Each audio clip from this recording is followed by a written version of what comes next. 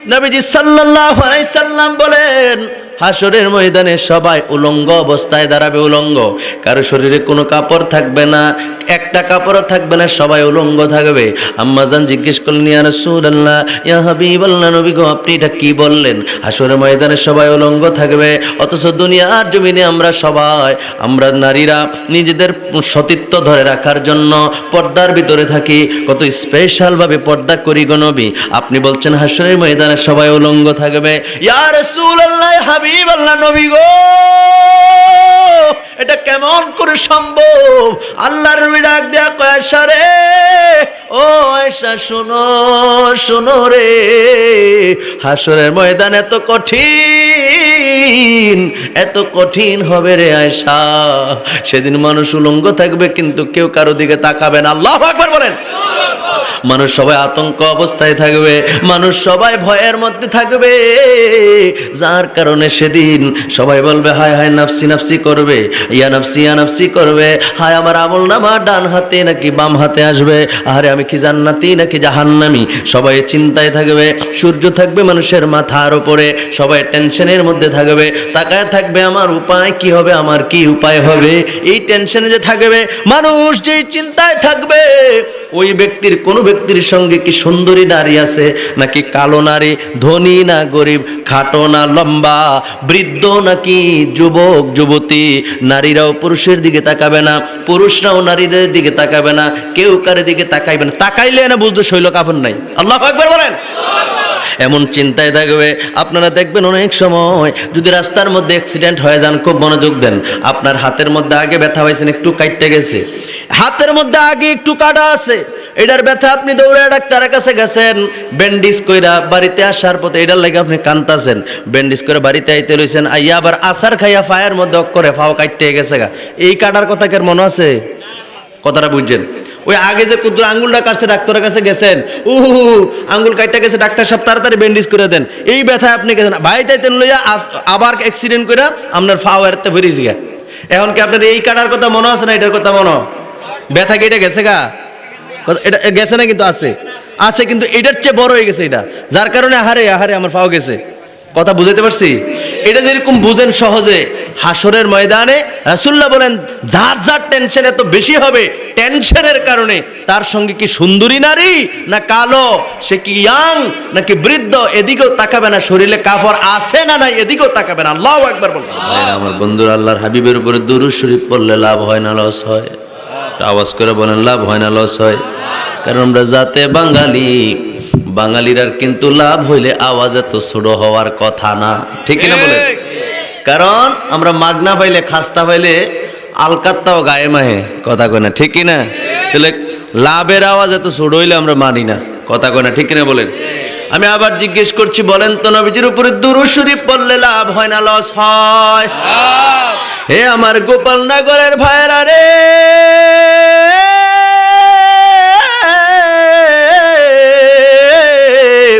আল্লাহর হাবিবের উপরে দুরূদ শরীফ পড়লে কত লাভ জানুনি? মিশকাত শরীফের ৮৬ পৃষ্ঠার মধ্যে একটা হাদিসে মুবারক রয়েছে। আমি প্রায় জায়গায় নবীজির উপরে দুরূদ শরীফের একটি হলো ফজিলত বলার চেষ্টা করি। আন আব্দুল্লাহ ইবনে মাসউদ রাদিয়াল্লাহু তাআলা আনহু قال رسول الله صلى الله عليه واله وسلم ان اولى الناس بيوم القيامه اكثرهم علي الصلاه رواه তিরমিজি। একটা জবানও বন্ধ রাখবেন না, চিৎকার মেরে বলেন সুবহানাল্লাহ। আল্লাহর নবী কয়, উম্মতেরা রে,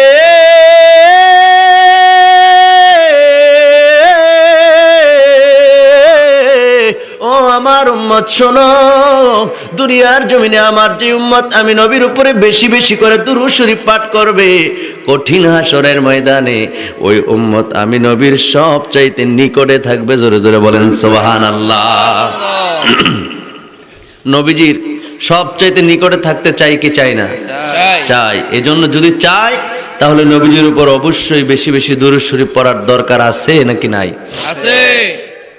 যখন দুরূদ শরীফ পড়ব মহাব্বতের সাথে পড়ব, রাজি আছি তো?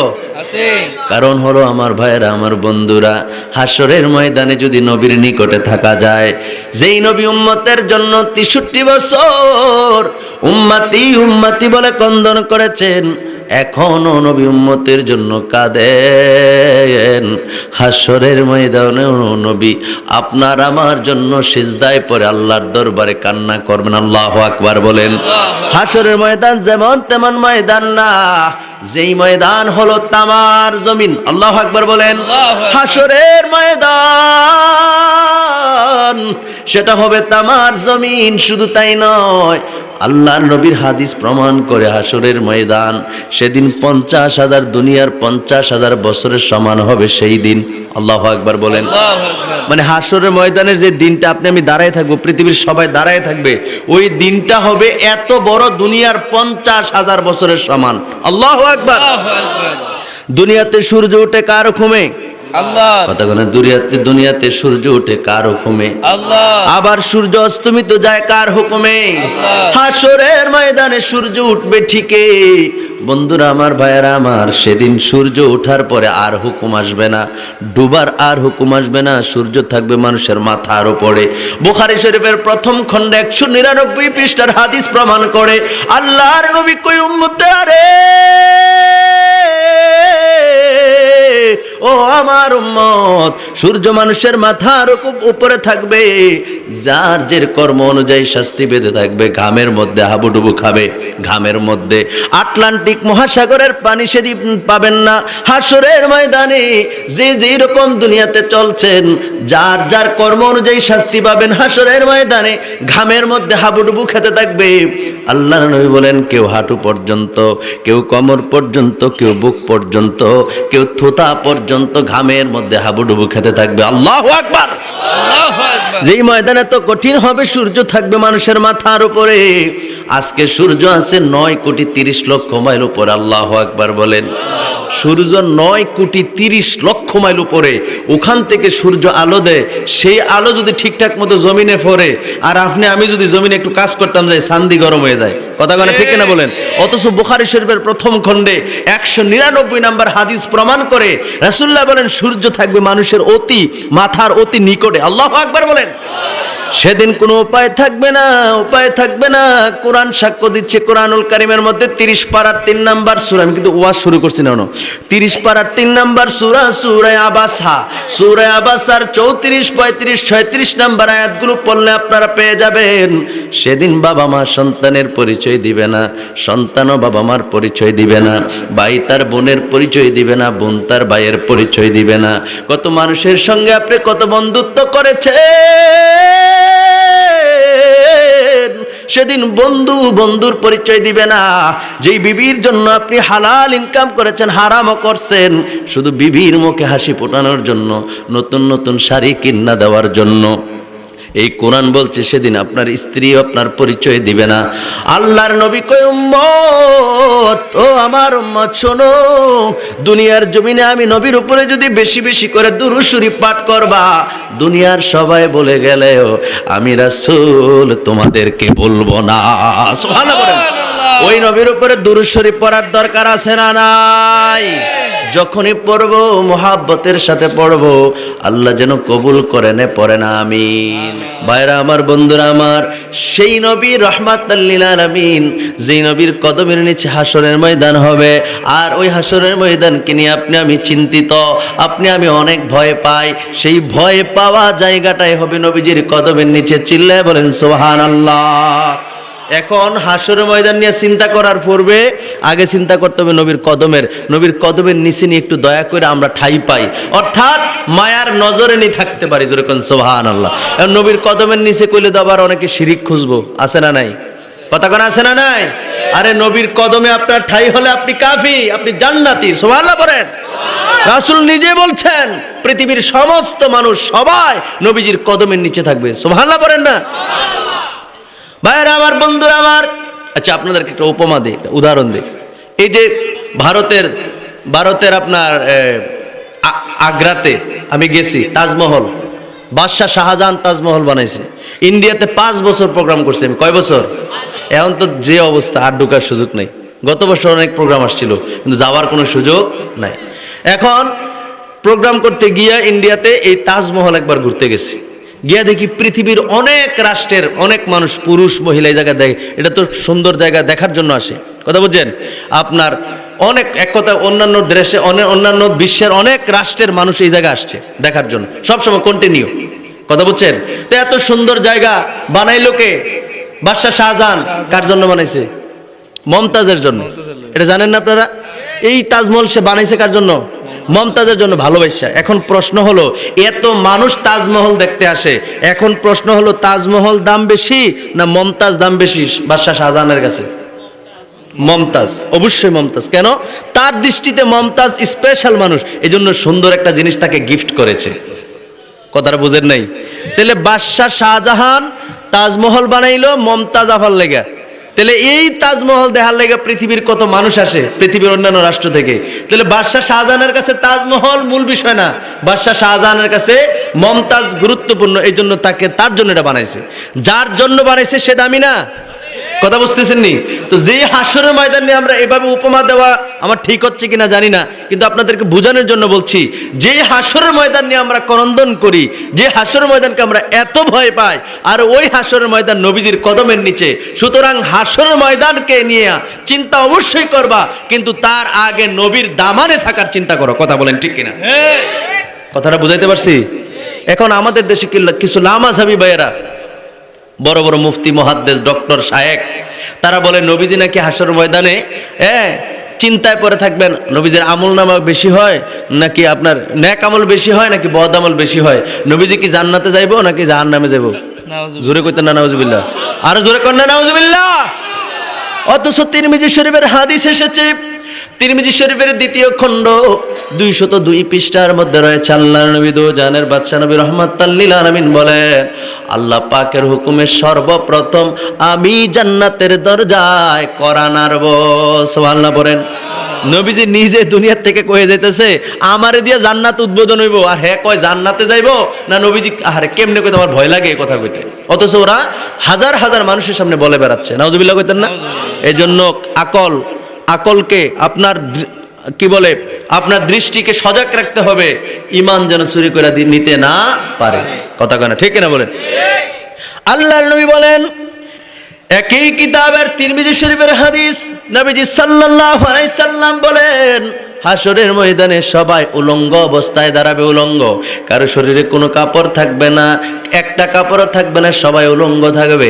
আম্মাজান জিজ্ঞেস করলেন, ইয়া রাসূলুল্লাহ, ইয়া হাবিবাল্লাহ, নবী গো আপনি এটা কি বললেন? হাসরের ময়দানে সবাই উলঙ্গ থাকবে, অথচ দুনিয়ার জমিনে আমরা নারীরা নিজেদের সতীত্ব ধরে রাখার জন্য পর্দার ভিতরে থাকি, কত স্পেশাল ভাবে পর্দা করি গো নবী, আপনি বলছেন হাসরের ময়দানে সবাই উলঙ্গ থাকবে? ইয়া রাসূলুল্লাহ, হাবিবাল্লাহ, নবী গো এটা কেমন করে সম্ভব? আল্লাহর নবী ডাক দেয়া কয়, আয়েশা রে, ও আয়েশা শোনো শোনো রে, হাসরের ময়দান এত কঠিন হবে রে আয়েশা, সেদিন মানুষ উলঙ্গ থাকবে কিন্তু কেউ কারো দিকে তাকাবে না। আল্লাহু আকবার বলেন। মানুষ সবাই আতঙ্ক অবস্থায় থাকবে, মানুষ সবাই ভয়ের মধ্যে থাকবে, যার কারণে সেদিন সবাই বলবে হায় হায় নাফসি নাফসি করবে, ইয়া নাফসি করবে, হায় আমার আমল নামা ডান হাতে নাকি বাম হাতে আসবে, আরে আমি কি জান্নাতি নাকি জাহান্নামী, সবাই চিন্তায় থাকবে।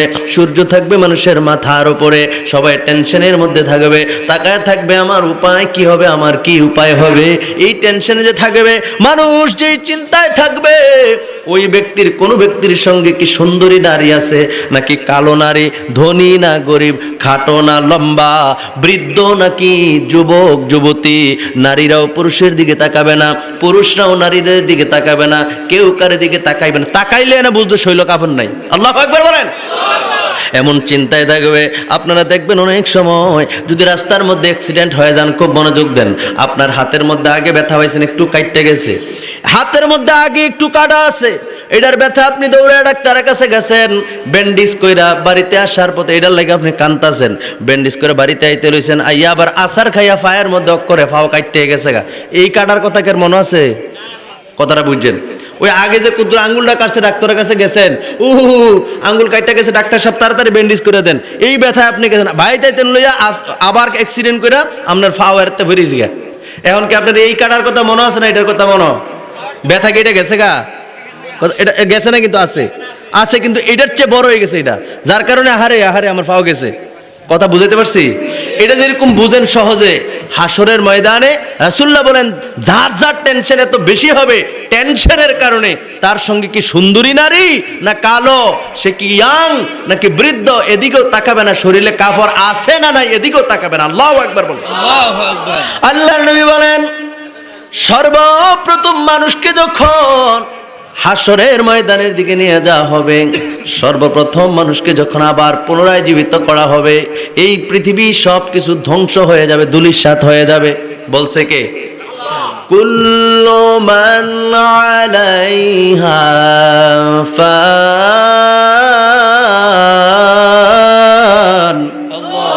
এই কথা কার? আল্লাহ বলেন সব কিছু আমি আল্লাহ পাক রব্বুল আলামিন ধ্বংস করে দেব, আমি আল্লাহ পাক রব্বুল আলামিন ধূলিসাৎ করে দেব। এরপরে যখন আপনাকে আমাকে আবার পুনরায় সৃষ্টি করা হবে, রাসূলুল্লাহ বলেন সর্বপ্রথম আমি নবীকে রওজা শরীফ থেকে ফেরেশতারা আমাকে ওখান থেকে উঠাবেন, উঠাইয়া জান্নাতি পোশাক পরিধান করাবেন। একবার জোরে বলা যাবে কি সুবহানাল্লাহ? তাহলে হাদিস শরীফ দ্বারা পাইলাম তিরমিজি শরীফের দ্বিতীয় খণ্ড 202 নম্বর পৃষ্ঠা, আল্লাহ রাসূল সাল্লাল্লাহু আলাইহি সাল্লাম বলেন সর্বপ্রথম আমাকে উঠায়া পরিধান করাবেন। এরপরে নবীজি হাসরের ময়দানে যখন মানুষ হাঁটতে থাকবে, আল্লাহ রাসূল বলেন সর্বপ্রথম আমি নবী থাকবো আর সবাই থাকবে আমার পিছনে, সকলের নেতৃত্ব, সকলের প্রতিনিধি আমি রাসূল হব। জোরে বলেন সুবহানাল্লাহ, আর জোরে বলেন সুবহানাল্লাহ। তাহলে প্রমাণ হলো সবাই থাকবে উলঙ্গ ল্যাংটা, কারো শরীরের মধ্যে কোনো কাপড় থাকবে না, আর আল্লাহর নবীর পরনে থাকবে জান্নাতি পোশাক। জোরে বলেন সুবহানাল্লাহ। তো নবী আর আপনি না বলে সমান? পাগল, কিভাবে বলো এই কথা? তুমিও মরবো আমিও মরবো। আমি রাসূলুল্লাহর পক্ষে, কোরআন হাদিস পক্ষে, কোরআন হাদিসের সঙ্গে কথা বলেছি মানুষের সামনে, আর তুমি মুখ বেসকা বেসকা কুল ইন্নামা আনা বাশারুম মিসলুকুম এই দলিল দিয়া দিয়া মানুষকে ভুল বুঝাইছো। তুমিও একদিন ফুলের গোড়ায় যাইবা, আমিও যাব, সেদিন দেখা হবে ফুলের গোড়ায়। কথা কন ঠিক কিনা? বাংলাদেশের ফুল না, ফুলসিরাতের ফুলের কথা বলতেছি। দেখা হবে ফুলের গোড়ায়, কথা কন ঠিক কিনা? পই পই করে হিসাব হয়ে যাবে। সেই ফুলসিরাতের পুল হবে 30,000 বছরের রাস্তা, হীরার চেয়ে দার, হীরার চেয়ে আপনার চুলের চেয়ে চিকন, হীরার চেয়ে দার, তরবারির চাইতে আরো অনেক অনেক গুণ ধারালো হবে। যারা জাহান্নামী হবে, এই এটা কি ব্রিজ যে যাইবেন, চুলের চেয়ে চিকন হলে কি আপনি যাইতে পারবেন? তখন আপনার যাইতে হইব, বাধ্য আপনি যাইতে। বাইন্দামারে হয় বলে একটা কথা আছে না, আপনি কাইট দিলে কাটতে কাটতে আপনি এই জাহান্নামের নিচে থাকবে, জাহান্নাম আগুন ধাউ ধাউ করতে থাকবে, নিচে পড়ে যাবেন। আর নবী করিম সাল্লাল্লাহু আলাইহি সাল্লাম বলেন আমার ঈমানদারেরা, আমার ভালোবাসার সে মানুষগুলো আকাশের মধ্যে যেরকম ঈমানদার মুমিনেরা আকাশের মধ্যে যেরকম বিজলি চমকায়, আকাশের মধ্যে যখন মেঘ জমে, মেঘ না, তখন দেখবেন ফুট করে কেমন জানি একটা হঠাৎ করে একটা বানসিরিক মারে, একটা আলো আসে চোখে পড়ে, ঠিক না? আপনি এখন কিতার এটা কিতা বললো, চোখ পছন্দ দেন নাই, কথা করা ঠিক কিনা? মানে এত দ্রুত এটা আবার চলে যায়। রাসূল বলেন 30,000 বছরের রাস্তা আমার মুমিন উম্মতগুলি একবার এরকম বিজলির ন্যায় হঠাৎ করে পার হয়ে যাবে। সুবহানাল্লাহ বলেন, এত দ্রুত পার হয়ে যাবে 30,000 বছরের রাস্তা। আল্লাহ নবী বলেন টেরও পাবে না। জোরে কন্যা সুবহানাল্লাহ। আর এজন্য বলছি ফুলের গোড়ায় দেখা হবে, আমিও মরবো তুমিও মরবা। মানুষের সামনে ভুল কথা তুলে ধরছ, সেদিনের জন্য অপেক্ষা করো, একটু ভয় করো। কথা বলেন ঠিক কিনা? আওয়াজ করে বলেন ঠিক কিনা? আমরা রাসূলুল্লাহর দামানে থাকতে চাই কি চাই না? রাসূলুল্লাহর মুহাব্বত নিয়া আমরা মরতে চাই। লা ঈমান লিমান লা মুহাব্বাত লাহু। রাসূল সাল্লাল্লাহু আলাইহি সাল্লাম বলেছেন যার অন্তরে আমি নবীর মুহাব্বত নাই তার ঈমান নাই। কে বলছেন? কে? নবীজি। কে বলছেন? নবীজি বলেছেন যার অন্তরে আমার প্রেম নাই, আমার ভালোবাসা নাই, আমার মুহাব্বত নাই, লা ঈমানা, তার ঈমান নাই। রাসূল বলেছেন। কে বলেছেন? রাসূল বলেছেন। এগুলো আমার কথা না। এই জন্য প্রিয় ভাইরা আমার, বন্ধুরা আমার কথা অনুযায়ী যদি আমি আলোচনা শেষ করে দিই, আর 11 মিনিট আছে, বেশি আলোচনা আর করবো না। সামনের দিকে খুব মনোযোগ দেন। আল্লাহ পাক রব্বুল আলামিন নবীজিরে যারা কষ্ট দেয় তাদের ব্যাপারে আল্লাহ কোরআনে কি বলছে দেখেন। আমার সাথে সকলে পড়ুন, আউযু বিল্লাহি মিনাশ শাইতানির والذين يؤذون رسول الله لهم عذاب أليم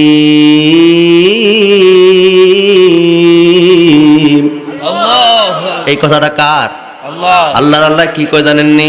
আল্লাহ কয় ওয়াল্লাযীনা ইউযুনা রাসূলাল্লাহ, যারা আল্লাহ এবং আল্লাহ রাসূলকে, রাসূল সাল্লাল্লাহু আলাইহি সাল্লামকে যারা কষ্ট দেয়, আল্লাহ কয় লাহুম আযাবুন আলীম, আমি আল্লাহ পাক রব্বুল আলামিন তাদের জন্য রেখে দিয়েছি কঠিন থেকে কঠিনতম আযাবের ব্যবস্থা। জোরে জোরে বলেন নাউযুবিল্লাহ। আযাবের ব্যবস্থা কে করছে? আপনারা কি দুর্বল হয়ে গেছেন? আওয়াজ করে কোন মা, আপনারা কি দুর্বল হয়েছেন? আওয়াজ করে বলেন আযাবের ব্যবস্থা রাখছে কে? কি করলে নবী যদি কষ্ট পায়, কারো আচরণের দ্বারা, কারো কথার দ্বারা, কারো কাজের দ্বারা যদি রাসূলুল্লাহ কষ্ট পায়, আল্লাহর ঘোষণা আযাবুন আলীম, লাহুম আযাবুন আলীম, আমি তাদের জন্য কঠিন আযাবের ব্যবস্থা করে রেখেছি। সুতরাং নবী কষ্ট পায় এমন কথা বলা যাবে? কথা করে বলা যাবে? প্রিয় ভাইরা আমার, বন্ধুরা আমার, খুব মনোযোগ দেন। আল্লাহর নবী দুজাহানের বাদশা নবী রাহমাতাল লিল আলামিন নবী যদি কষ্ট পায় তাহলে কেমন আযাব দিবে আমি একটু ব্যাখ্যা করি। তাফসীরের দিকে যাই, খুব মনোযোগ দেন। মনির ভাই দিকে আই পড়ে, আমার দিকে তাকান, আমার দিকে তাকান ভাইরা আমার, বন্ধুরা আমার, প্রিয় ভাইরা আমার, একটু আমার দিকে তাকান। আল্লাহর নবী দুজাহানের বাদশা নবী রাহমাতাল লিল আলামিন নবীজিকে যারা কষ্ট দেয়, আল্লাহ পাক রব্বুল আলামিন কি বলছেন? আযাবুন আলীম। আল্লাহু আকবার বলেন। এখন আযাবুন আলীম মানে কি? শাস্তি। শাস্তির ঘোষণা দিছে কে? আল্লাহ। আরে কথা কয় না কে? আল্লাহ। শাস্তির ঘোষণা দিছে আল্লাহ, ঘোষণা দিছে আল্লাহ। তো আল্লাহ তো এই জায়গায় আযাবুন আলীম মানে শাস্তি, তো আযাবুন আযীম এটাও তো শাস্তি। আল্লাহ তো আযাবুন আযীম বলতে পারতো, আল্লাহ তো আযাবুন আযীম না বলে আযাবুন আলীম বলছেন। ব্যাপারটা কি? এটা কারণ আছে নি? এই কারণ আছে না? আযাবুন আযীমের তো শাস্তি, তো আযাবুন আলীমের তো শাস্তি, দুই শাস্তির মধ্যে পার্থক্য আছে নি? হোয়াট ইজ দ্য ডিফারেন্স আযাবুন আযীম এন্ড আযাবুন আলীম? দুইটার মধ্যে পার্থক্য কি? দুইটার মধ্যে পার্থক্য হলো, খুব মনোযোগ দেন, এখানে যেটা আল্লাহ ঘোষণা দিয়েছে এটা আমি একটু পরে বলতেছি। আযাবুন আযীম তো বলতে পারতো, কেন বললেন না? আযাবুন আযীম মানে শাস্তি। কেমন শাস্তি জানেন? আমি আমার মতো করে আপনাদেরকে বুঝাই। শিক্ষক ছাত্র যদি পড়া না পারে বেত্রাঘাত করে না? আওয়াজ করেন, বেত্রাঘাত করে না?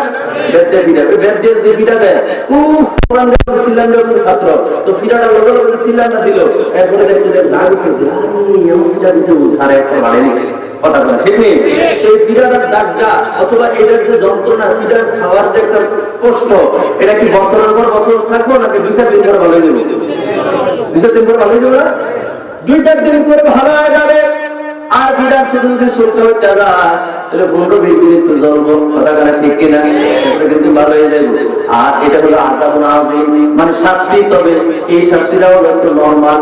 আর একটা কঠিন শাস্তির কথা বলি, মা বোনেরা বাড়িতে রান্না করে মাছ লাড়াছাড়ি করে একটা কাটি দিয়ে লাগবে করে মাছ কুলদানি, কি কয়? মাছ কুলদানি, মাছ কুলদানি লাড়াছাড়া করে, এটার নাম হলো মাছ কুলদানি। এই মাছ কুলদানি যদি গরম করে আমরা ভিডিও লাগাই দেখি কিরকম লাগবো? কিরকম লাগবো?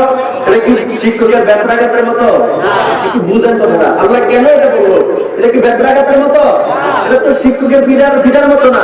এটা এক ছাড়া জঘন্য। যদি ফিডার মধ্যে গরম করে লাগাই দেওয়া যায়, লগে লগে ও মারবো, আমাকে শিক্ষা দিয়ে থাকবো, কথা বলে ঠিক না?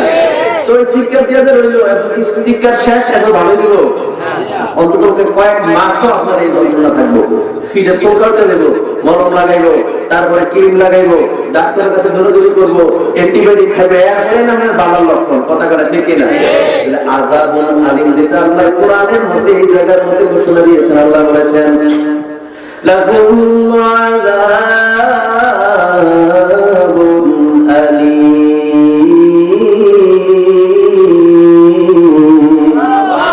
আল্লাহ পাক বলেন কিছু কিছু শাস্তি আছে, শাস্তি একবার হবে কিন্তু সাজা হবে বারবার, যতবার মনে হবে, যতবার এই জায়গার দিকে ধরবা ততবারই কষ্ট পাইবা। কিছু কিছু শাস্তি আছে এইরকম, শাস্তি একবার দিল তাড়াতাড়ি ভালো হয় না, এটার কষ্ট বেশি দিন পর্যন্ত, দীর্ঘদিন পর্যন্ত থাকে, কথা কোন ঠিক কিনা? আল্লাহ তাআলার নবী যদি কষ্ট পায় নগরের ভাইরা, আল্লাহ তো আমার নবী যদি তোমার কথার দ্বারা, তোমার আচরণের দ্বারা, তোমার কাজের দ্বারা যদি নবী কষ্ট পায়, মনে রাখো আমি আল্লাহ ঘোষণা দিয়ে দিলাম এমন আযাব তোমাদের জন্য রেখে দিয়েছি, আযাব দিব একবার, ব্যথা পাইবা বারবার, বাঁচার কোনো উপায় নাই। ঠিক না বলে? কথা কি আমার না কোরআনের? কোরআনের কথা কার? কথা বলেন, কোরআনের কথা কার? যদি বলতাম হাদিস তো বলতেন জাল হাদিস। কথা বলেন তো কি বলতেন? জাল হাদিস। কারণ অনেক মানুষ আছে ফককে না বললে তো জাল হাদিস, হ্যাঁ তার বুঝে না হলে তো জাল হাদিস। আরে কি আজিব ব্যাপার, সিয়াসিদের কিতাবে এখন জাল হাদিস খুঁজে। নাউযুবিল্লাহ কামিয়া। পৃথিবীর সবাই মানে 6টা বিশুদ্ধ কিতাব আছে, বুখারী শরীফ, মুসলিম শরীফ, তিরমিজি শরীফ, আবু দাউদ শরীফ, নাসাই শরীফ, ইবনে মাজাহ শরীফ। এই 6টা হলো সিয়াসিদের কিতাব, 6টা বিশুদ্ধ কিতাব। সুবহানাল্লাহ। সবাই মানে এখন এই সিয়াসিদের কিতাবও বলে জাল হাদিস আছে। আর কি কয় এরা, কি বলতে চাইছে? ফককে না বললে কয় জাল হাদিস। এখন কোরআনে যদি করলাম কোরআন, কেউ যদি কয় কোরআনকে জাল কোরআন মানবেন? কোন মৌলবী যদি কয় কোরআনকে জাল কোরআন, জাল কোরআন যদি কয় কোরআন জাল, কোরআন যদি কয় আর কি, যদি কয় এই আয়াত জাল, পাবলিককে খাবড়ায় ফেলাইব, ওই মৌলবীর গাল টাকা দেয় না। ঠিক কিনা? হাদিস তো কয়ে মজা পাইয়া দাও, নবীজির হাদিস জাল কয়ে ফার পাও, কিন্তু কোরআনের আয়াতকে একবার জাল কয়ে দেও, খাবড়ায় গাল ফালাই দিবে। কথা কোন ঠিক কিনা? আওয়াজ করেন ঠিক কিনা? কোরআন হাদিসের মধ্যে সঠিক সঠিক কথা, এগুলো আল্লাহর ঘোষণা, রাসূলুল্লাহ সাল্লাল্লাহু আলাইহি ওয়াসাল্লামের বিশুদ্ধ হাদিস, এগুলো আমরা মানতে রাজি না কি রাজি না? আমরা মানতে রাজি না কি রাজি না? পৃথিবীর যে যাই বলুক না কেন, আমরা অবশ্যই কোরআন হাদিসের সঠিক সঠিক কথাগুলো আমরা মানতে চাই কি চাই না? আওয়াজ করে বলেন, চাই কি চাই না? যতদিন এই দেহের মধ্যে প্রাণ থাকবে, আমরা ততদিন রাসূলুল্লাহর শান ও আজমত বর্ণনা করেই যাব। কথা বলেন ঠিক কিনা? আল্লাহ তাকবীর, আল্লাহু আকবার, রিসালাত, গাউসিয়া। আল্লাহর নবী দু জাহানের বাদশা নবীর এত মর্যাদা, এত শান দিয়েছেন, তো দিয়েছেন কে? কথা বলেন কে? পৃথিবীর সব কিছু আমরা মেনে নিতে পারি, কিন্তু রাসূলুল্লাহর শানে বেয়াদবি আমরা কোন মুমিন মুসলমান মেনে নিতে পারে না। এই জন্য বুখারী শরীফের প্রথম খণ্ডে একেবারে শুরুর দিকে হাদিস এসেছে, আল্লাহ বলেন লা ইয়াকুনু আহাদুকুম হাত্তা আকুনা আহাব্বা ইলাইহি মিন ওয়ালিদিহি ওয়া ওয়ালাদিহি ওয়ান নাসি আজমাইন। রাসূল সাল্লাল্লাহু আলাইহি ওয়াসাল্লাম বলেন, যতক্ষণ পর্যন্ত তোমাদের কাছে আমি নবী তোমার মা বাবার চাইতে, তোমার সন্তান সন্ততির চাইতে, ওয়ান নাসি আজমাইন, পৃথিবীর সমস্ত মানুষের চাইতে আমি নবী বেশি ভালোবাসার পাত্র না হব, আমি নবীকে বেশি ভালো না বাসবে, লা ইউমিনু, তোমরা ততক্ষণ পর্যন্ত মুমিন হতে পারবে না। আল্লাহু আকবার। আমি বলছি না, রাসূল বলছে। বুখারী শরীফের প্রথম খণ্ডের হাদিস। তাহলে ভুলে গেল, নবী বলেছেন, তিবরানী শরীফের মধ্যে হাদিস পাইলাম, রাসূল সাল্লাল্লাহু আলাইহি ওয়াসাল্লাম বলেন লা ইয়াকুনু আহাদুকুম হাত্তা আকুনা আহাব্বা ইলাইহি মিন নাফসি। রাসূলুল্লাহ বলেন, শুধু তোমার মা বাবার চাইতে বেশি আমার ভালোবাসতে হবে না, তোমার সন্তান সন্ততির চাইতে বেশি ভালোবাসতে হবে না, পৃথিবীর সমস্ত মানুষের চাইতে বেশি ভালোবাসতে হবে না, মিন নাফসি, তোমার নফস, তোমার প্রাণের চাইতে, তোমার জানের চাইতে আমি রাসূলকে বেশি ভালোবাসতে হবে। সুবহানাল্লাহ। এই জন্য আমরা কখনো, অনেক মানুষ আছে রাসূলুল্লাহ সাল্লাল্লাহু আলাইহি ওয়াসাল্লামকে নিয়ে অনেক কথা বলে, আছে না নাই? কথা বলে আছে না নাই? কয়েকদিন পর পর দেখা যায় ইউটিউবে, সোশ্যাল মিডিয়ায়, প্রিন্টিং মিডিয়া, ইলেকট্রিক মিডিয়া, বিভিন্ন মিডিয়ার মাধ্যমে আমরা জানতে পারি বিশ্বের অনেক জায়গায় নবী সাল্লাল্লাহু আলাইহি ওয়াসাল্লামকে নিয়ে কটাক্ষ করে, আছে না নাই? কথা বলে আছে না নাই? মনে রাখবেন মুসলমান, আপনি যদি আমার বাবাকে নিয়ে গালি দেন আমি হয়তো ছেড়ে দেব, আপনি যদি আমার মাকে নিয়ে গালি দেন আমি হয়তো সহ্য করে নেব, আপনি আমার বড় ভাইকে নিয়ে কটু কথা বললে আমি হয়তো ছেড়ে দেব, পাড়া প্রতিবেশীকে নিয়ে কথা বললে আমি হয়তো ছেড়ে দেব, আমার সন্তানকে ধমক দিলে আমি হয়তো ছেড়ে দেব। মনে রাখো মুসলমান, যদি নিজেকে ইমানদার বলে দাবি করো, রাসূলুল্লাহর শান ও আজমত নিয়ে কেউ যদি কটাক্ষ করে, তাহলে আমরা কখনো এটা বরদাস্ত করতে পারি না। কথা বলেন ঠিক কিনা? রাসূলুল্লাহর শান ও আজমতের কোনো কম্প্রোমাইজ নাই, সকল কিছু নিয়ে কম্প্রোমাইজ হতে পারে, নবীর শান ও আজমত নিয়ে কোনো কম্প্রোমাইজ হবে না। কথা বলেন ঠিক কিনা? মেরাজকে অনেক মানুষ দেখবেন এরা রজবের মাস মেরাজ অস্বীকার করে, এরা নবীজির জামানায় যেরকম কাফের বেঈমান মুশরিকেরা নবীজি মেরাজ করে যখন মদিনা এসেছিলেন, আসার পরে নবীজি বলেছিলেন আমার মেরাজ হয়েছে, আল্লাহ দিদার হয়েছে, বাইতুল মুকাদ্দাসে গিয়েছি মসজিদে হারাম থেকে, রাতের একটি অংশের পরে প্রথম, দ্বিতীয়, তৃতীয়, চতুর্থ, পঞ্চম, ষষ্ঠ, সপ্তম সিদরাতুল মুনতাহা লা মাকান লা জামান, আল্লাহ পাকের 70,000 নূরের পর্দা, এক পর্দা থেকে আরেক পর্দার দূরত্ব 500 বছরের রাস্তা, এমনি করে আল্লাহর আরশ আযম আল্লাহর বাড়ি পর্যন্ত গিয়েছি, আল্লাহকে আমি আমার এই চামড়ার চোখে দেখেছি। সুবহানাল্লাহ। নবী যখন এই বর্ণনা দিয়েছেন পৃথিবীতে এসে, তখন কাফের বেঈমান মুশরিক মুনাফিকরা অস্বীকার করেছিল, মানে নাই। এমনকি দুর্বল ঈমানের কিছু মুসলমানও সেদিন নবীজির কথা বিশ্বাস করে নবীজিকে পাগল তহমত দিয়ে মুরতাদ হয়ে গেছে। আমরা কি মুরতাদ না ঈমানদার? আওয়াজ করেন না কেন, ঈমানদার না মুরতাদ? অবশ্যই আমরা ঈমানদার, সেজন্য আমরা মেরাজকে বিশ্বাস করি। তৎকালীন সময়ে আবু বকর নবীকে বলেছে সাদাক্তা ইয়া রাসূলুল্লাহ, আপনি যা বলেছেন সঠিক বলেছেন, আপনার কথা সত্য, আপনি পুরো মিথ্যা বলেন নাই, আমাদের জ্ঞানে না বললেন নাই, আপনি যেটা বলেছেন আল্লাহ দিদারে গেছেন এটাই সত্য। আল্লাহ নবী বললেন তুমি আজকে থেকে সিদ্দিক, জোরে জোরে বলেন সুবহানাল্লাহ। আল্লাহ বলেন সুবহানাল্লাহ। আমরা সেই সিদ্দিকদের অনুসারী, কথা বলেন ঠিক কিনা? আমরা আজকে দিনে মেরাজকে অস্বীকার করতে চাই না, তো মেরাজকে অস্বীকার করলে তো কাফেরদের মতো হইলাম, কথা বলেন ঠিক কিনা? বলেন অনেক মানুষ আছে নবীর মেরাজ বলে স্বপ্ন হয়েছে, স্বপ্ন। দুঃখ কার কাছে বলবো? খোলেন সূরা বনী ইসরাইল, প্রথম নাম্বার আয়াত, সূরা বনী ইসরাইলের পারা নাম্বার 15, সূরা নাম্বার 17, নাম হচ্ছে বনী ইসরাইল, আয়াত নাম্বার 1। আল্লাহ স্পষ্ট ভাষায় এই আয়াতের মধ্যে সুবহানাল্লাযী আসরা বিআবদিহি লাইলা মিনাল মাসজিদিল হারাম, জোরে বলেন সুবহানাল্লাহ। এই আয়াতের মধ্যে স্পষ্ট বলে দিয়েছেন নবীজিকে রাতের একটি অংশে মসজিদে হারাম থেকে মসজিদে আকসা পর্যন্ত ভ্রমণ করেছেন, জোরে বলেন সুবহানাল্লাহ। এরপরে বাকিগুলো 31 জন সাহাবী নবীজির এই মেরাজের বর্ণনা করেছেন। আল্লামা জালালউদ্দিন সিয়ুতী খাসারাতুল কুবরার প্রথম খণ্ডে 252 পৃষ্ঠার মধ্যে 31 জন সাহাবীর নাম মেনশন করেছেন, নাম উল্লেখ করেছেন। 31 জন সাহাবী থেকে মেরাজের হাদিস বর্ণিত। তাহলে আপনি কিভাবে মেরাজকে অস্বীকার করেন? কথা বলেন ঠিক কিনা? এগুলো কেন বলেন? আপনি নামাজ পড়ছেন, কেন পড়ছেন?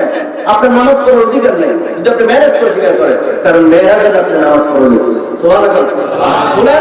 আপনি খুলেন মুসলিম শরীফ প্রথম খণ্ড 51 পৃষ্ঠা, দেখেন মেরাজের সেই হাদিস আপনাদের সামনে চলে আসবে। আল্লাহর নবী মেরাজের রাতে নামাজ নিয়ে আসছে। সুবহানাল্লাহ বলেন না? আপনি কিসের নামাজ পড়েন? এদিকে মেরাজকে অস্বীকার করেন, মূলকে যদি আপনি স্বীকার করেন, আপনি যদি আপনার বাবাকে অস্বীকার করেন, আপনার ঈমান থাকবে? কথা বলে কেন, ঈমান থাকবে? আপনি হবেন যার সন্তান, আপনি হবেন বিজয় মা, যেটা আমরা সহজে বুঝি। বাবাকে অস্বীকার করলে আপনার জন্ম পরিচয় ঠিক নাই, কথা বলে ঠিক না?